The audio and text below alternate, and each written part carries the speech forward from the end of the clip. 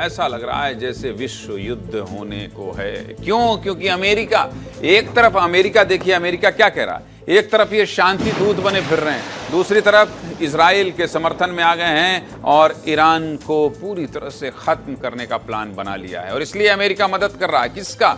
Iran का। America Israel के साथ आ गया है। पूरी खबर आपको विस्तार से बता देते हैं।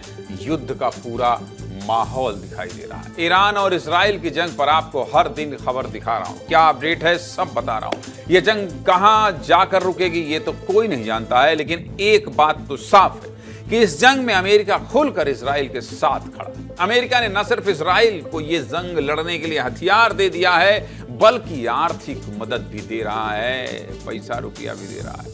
ईरान और इजराइल की इस जंग में जब अमेरिका खुलकर इजराइल का साथ दे रहा है तो भारत का रुख क्या होगा और भारत पर इस जंग का क्या असर होगा, आपको आज इस खबर में विस्तार से बता देते हैं। ईरान और इजराइल की जंग शुरू हुए 9 दिन हो चुके हैं। जंग में फिलहाल इजराइल हावी दिख रहा है, लेकिन कोई भी इस जंग को रोकने की बात नहीं कर रहा है। दोनों देश एक दूसरे को खुली धमकी दे रहे हैं। इजराइल ईरान के शीर्ष नेता को खत्म करने की बात कर रहा है, तो ईरान भी लगातार इजराइल पर बड़े बड़े हमले कर रहा है। ईरान ने इजराइल के कई महत्वपूर्ण ठिकानों पर हमले किए हैं। जंग में अब तक ईरान की तरफ से 657 लोगों की मौत हो चुकी है, तो वहीं इजराइल के 26 लोगों की मौत इस जंग में हुई है। 24 लोगों को, इजराइल के 24 लोगों की मौत इस जंग में हुई है।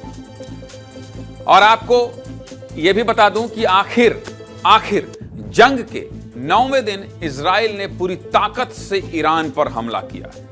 इजराइल का दावा है कि केवल एक दिन में ही उसने ईरानी सेना के 3 कमांडर को मार गिराया है। 3 कमांडर को मार गिराया। इतना ही नहीं, इजराइल पिछले 9 दिनों में ईरान के 11 न्यूक्लियर साइंटिस्ट की हत्या कर चुका है। यानी कि इजराइल सीधे तौर पर ईरान के वैज्ञानिकों को ही निशाना बना रहा है। मतलब साफ है कि इजराइल ईरान को तकनीक और विज्ञान के क्षेत्र में कमजोर करना चाहता है, और इन दोनों देशों के युद्ध लड़ने की वजह भी यही से पता चलती है।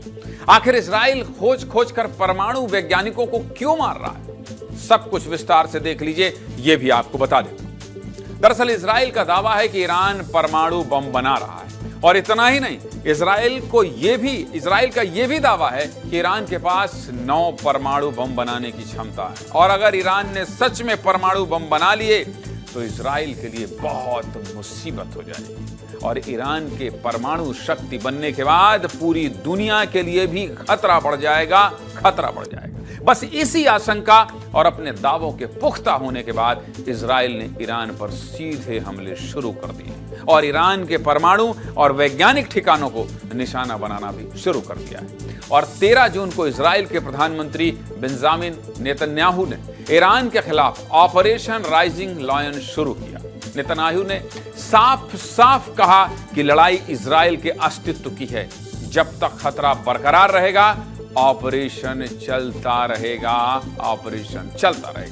ईरान और इजराइल की जंग के 9वें दिन की तस्वीरें इस रिपोर्ट में देखिए, फिर आगे की बात विस्तार से करें। देखिए,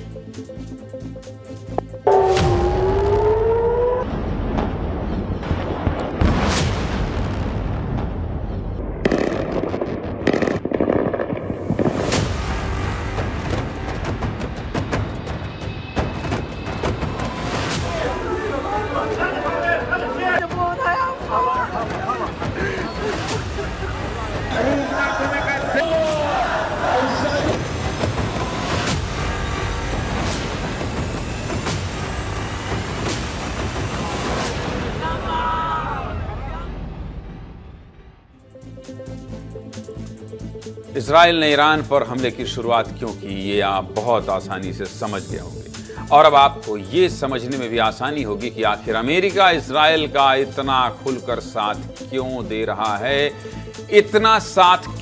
अमेरिका क्यों साथ दे रहा है? अमेरिका आखिर क्यों साथ दे रहा है, आपको ये भी बता देता हूं। दरअसल अमेरिका ये कभी नहीं चाहेगा कि दुनिया का कोई भी नया देश परमाणु शक्ति बन जाए। फिर चाहे वो ईरान हो या दुनिया का कोई भी देश। दुनिया में अभी केवल 8 देशों के पास ये परमाणु हथियार है, जिसमें भारत भी शामिल है। लेकिन इन 8 देशों के अलावा किसी भी देश के लिए परमाणु हथियार बनाना न सिर्फ कठिन है, बल्कि दुनिया के लिए खतरे से खाली नहीं है। दुनिया के लिए खतरे से खाली नहीं है। और अब अमेरिका ने भी यही मानना शुरू कर दिया है कि ईरान परमाणु बम बनाने के बिल्कुल करीब है। न्यूयॉर्क टाइम्स की रिपोर्ट के मुताबिक अमेरिका का मानना है कि ईरान अब परमाणु हथियार बनाने की पूरी क्षमता रखता है। व्हाइट हाउस की प्रेस सचिव कैरोलिन लेविट ने कहा है कि अगर ईरान के सर्वोच्च नेता अली खामेनेई आदेश दे दें तो ईरान कुछ ही हफ्तों में परमाणु बम बना सकता है। ईरान के पास परमाणु हथियार बनाने के लिए जरूरी हर चीज मौजूद है, उन्हें बस अपने नेता के हाँ कहने की देर है। अमेरिका के इन बयानों और तेवरों को देखकर लगता नहीं कि ये जंग शांति वार्ता की तरफ जाएगी। इस युद्ध में अमेरिका इजराइल का इतना खुलकर साथ क्यों दे रहा है, हमने इस बात को वरिष्ठ पत्रकार से भी समझने का प्रयास किया। क्या कह रहे हैं वरिष्ठ पत्रकार अभिलाष खांडेकर, सुनिए।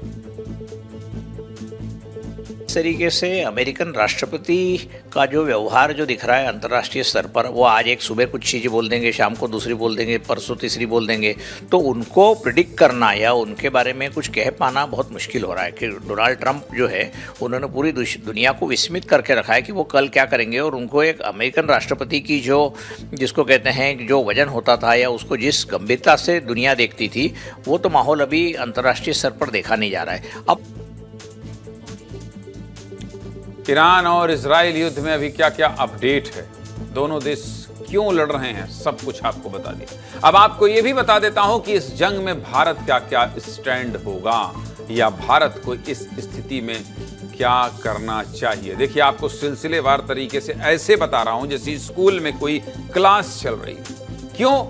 क्योंकि इसका असर भारत पर भी पड़ सकता है। इसलिए आपको हर कुछ समझा रहा हूं कि आखिर इजराइल, ईरान और अमेरिका का असर भारत पर क्या होगा और भारत का रुख क्या होने वाला है, आपको यह भी बता देता हूं। इस पूरी जंग में भारत के रुख को समझने के लिए आपको सबसे पहले भारत के इजराइल और ईरान से संबंधों के बारे में समझना होगा। अगर भारत और इजराइल के संबंधों की बात करूं तो इजराइल भारत का बहुत अच्छा मित्र है और कई क्षेत्रों में भारत का बहुत अच्छा सहयोगी भी है। इजराइल भारत का सबसे बड़ा सहयोगी रक्षा के क्षेत्र में है। अत्याधुनिक हथियार हो, मिसाइल डिफेंस सिस्टम हो और ड्रोन जैसे हथियारों के लिए इजराइल ही भारत को सहयोग करता है। इसके अलावा इंटेलिजेंस के क्षेत्र में भी इजराइल भारत को पूरा सहयोग करता है, जिससे कि भारत को आतंकवाद के खिलाफ लड़ाई लड़ने में काफी मदद मिलती है। इसके अलावा भारत टेक्नोलॉजी के क्षेत्र में भी इजराइल की मदद लेता है। समझ गए आप? मतलब ये समझ गए होंगे आप कि भारत और इजराइल के संबंध बहुत अच्छे हैं। अब वहीं अगर भारत और ईरान के संबंधों की बात करूं तो भारत कच्चे तेल की जरूरतों के लिए ईरान पर निर्भर है। ईरान बड़ी मात्रा में भारत को तेल सप्लाई करता है, वही तेल जिससे आप गाड़ी चलाते हैं, 2 व्हीलर 4 व्हीलर। हालांकि पिछले दिनों इसमें कुछ कमी आई है, लेकिन तेल के मामले में भारत ईरान से मदद लेता है। इसके अलावा ईरान और भारत के धार्मिक संबंध भी हैं। दरअसल भारत में बड़ी संख्या में शिया मुसलमान रहते हैं जो कि ईरान के साथ सांस्कृतिक रूप से जुड़े हुए हैं। ऐसे में ईरान और भारत के धार्मिक संबंध भी हैं। कुल मिलाकर भारत के ईरान और इजराइल दोनों देशों से अच्छे संबंध हैं। तो अब जंग की इस स्थिति में भारत का रुख क्या रहेगा या भारत को क्या रुख रखना चाहिए, समझना चाहते हैं? ये भी देख लीजिए। सबसे सीधी और सपाट बात तो यही है कि अमेरिका खुलकर इजराइल का साथ दे रहा है और अमेरिका और भारत दोस्त हैं, तो ऐसे में भारत सीधे तौर पर इजराइल का साथ दे। लेकिन किन्हीं भी दो देशों में युद्ध की स्थिति में भारत हमेशा ही संतुलन की नीति पर चला है। ऐसे में यहां भी भारत संतुलन की नीति ही अपना रहा है और भारत को दोनों देशों से बातचीत का रास्ता खुला रखना चाहिए। इसके अलावा भारत को अपने नागरिकों को प्राथमिकता देनी चाहिए। दोनों देशों में फंसे भारतीय नागरिकों को बाहर निकालने पर जोर देना चाहिए। आप समझ गए? सीधे मुद्दे की बात क्या है? सीधे मुद्दे की बात क्या है? सीधे मुद्दे की बात यह है कि जंग चाहे परमाणु बम बनाने के लिए हो या सैन्य ताकत बढ़ाने के लिए, जंग से हमेशा नुकसान ही हुआ है। महमूद दरवेश ने लिखा था कि एक दिन जब युद्ध समाप्त हो जाएगा तो नेता हाथ मिलाएंगे। एक बूढ़ी औरत इंतजार करेगी अपनी शहीद हो चुकी औलाद का, एक महिला इंतजार करेगी अपने शहीद पति का, एक बच्चा रोएगा अपने बाप के लिए। मुझे नहीं पता कि वतन को किसने भेजा, लेकिन मैंने देखा है इसकी कीमत किसने चुकाई। बहुत शानदार तरीके से ईरान और इजराइल की इस खबर को मेरे सहयोगी अमर सिंह ने आप तक पहुंचाया है, और इस खबर को जब मैं पढ़ रहा था, आपको बता रहा था, तो आप ये समझ गए होंगे कि ईरान इजराइल के इस युद्ध में अमेरिका का क्या रोल है, इसके अलावा भारत का क्या रुख होना चाहिए। विस्तार न्यूज की कोशिश यही होती है कि आप तक हम सरल भाषा में, आसान भाषा में विदेश में हो रही हलचल की भी खबर पहुंचाएं, ताकि आप ये समझ पाएं कि आखिर भारत में सीधे मुद्दे की बात में विस्तार न्यूज में यह खबर क्यों बताई जा रही है।